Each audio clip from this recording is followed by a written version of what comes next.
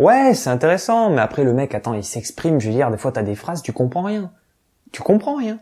T'es obligé de relire 2-3 fois, et puis avec le cerveau connecté pour espérer comprendre quelque chose. Bonjour à tous. Alors aujourd'hui, je vais vous présenter un excellent ouvrage du non moins excellent Frédéric Lordon, un ouvrage intitulé, comme vous pouvez très certainement le voir, La Malfaçon, qui traite de la souveraineté et également de la monnaie européenne. Le livre se divise en deux parties. La première traite des problèmes propres à l'Europe et la deuxième, vous vous en doutez bien, des éventuelles solutions que Frédéric Lordon entend apporter à ces problèmes. Dans cette vidéo, je ne parlerai que de la première partie. Parmi les points fondamentaux que relève Frédéric Lordon figure l'impossibilité d'une politique conjoncturelle en Europe. Par politique conjoncturelle, il faut entendre conjoncture politique. C'est-à-dire que la politique économique européenne devrait pouvoir varier au gré des élections. Si les élections portent au pouvoir des gouvernements de gauche et qu'ils se trouvent être majoritaires en Europe, alors il devrait être possible d'appliquer une politique économique de gauche au sein de l'Union européenne. Or, c'est précisément impossible. Ainsi, les politiques d'austérité que subissent les Grecs ne sont ni plus ni moins que l'application mécanique du traité sur l'Union européenne et du pacte de stabilité. Il nous explique en effet que constitutionnellement, et non pas conjoncturellement, l'Europe telle qu'elle existe aujourd'hui ne peut appliquer une politique économique qui ne soit autre chose que de droite. Ainsi ont été figés dans le marbre des traités européens des pans entiers de politique économique. Traités qui sont l'équivalent à l'échelle européenne de notre constitution et qui nécessitent, pour les remettre en question, l'unanimité des États membres de l'Union européenne. Pratique, non?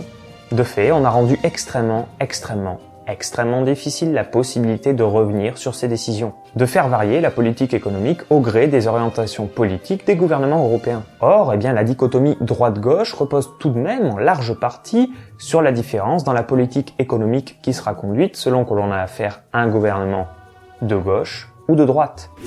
Si donc cette politique est déjà figée dans les traités européens, il n'y a pas de véritable réversibilité possible. Il n'y a pas de réversibilité qui soit autre chose que de pure façade. La démocratie exige, il me semble, que puissent être remises en question en permanence des pans entiers de politique, que celle-ci soit économique ou pas d'ailleurs. Changer les visages, c'est bien. Changer de politique, c'est mieux. Par ailleurs, Frédéric Lordon explique que l'Allemagne entretient une relation très particulière avec sa monnaie. C'est le moins qu'on puisse dire. Souvenez-vous qu'entre les années 1914 et 1918, s'est tenue une guerre mondiale. À la suite de cette guerre, les Alliés avaient demandé à l'Allemagne de payer les dommages de guerre. Compte tenu des demandes particulièrement importantes des Alliés, l'Allemagne avait décidé de recourir à la planche à billets. Ceci finit par provoquer une hyperinflation dont on garde l'image de l'Allemand moyen allant faire ses achats quotidiens avec une brouette remplie de billets. Si cette image est restée dans notre inconscient collectif, pensez bien que c'est encore plus le cas s'agissant des Allemands. Ainsi, à la suite de cette crise, l'Allemagne a adopté comme principal pilier de sa politique monétaire l'indépendance de sa banque centrale et également le principe selon lequel l'État ne devait pas se mêler de la création monétaire. On retrouve ces principes au cœur de la création de l'euro. On pourrait donc dire que l'Allemagne est parvenue d'une certaine façon à imposer ses névroses à l'ensemble de la zone euro. Vous allez penser que j'exagère en parlant de névrose, attendez un petit peu. Vous connaissez Goethe.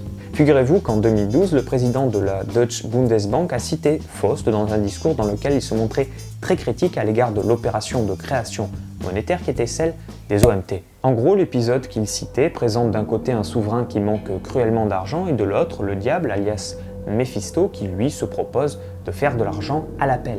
Bien sûr, vous vous en doutez bien, l'épisode se termine plutôt mal. Tout ceci ne serait rien de plus qu'une banale référence littéraire si cette citation ne se trouvait pas inscrite sur les murs de la Deutsche Bundesbank.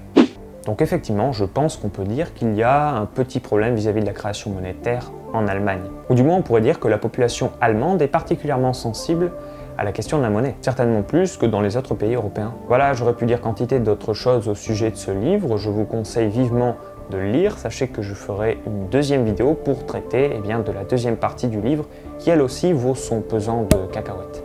Sur ce les amis, je vous dis à très vite dans une prochaine vidéo et en attendant, portez-vous bien. Bye bye.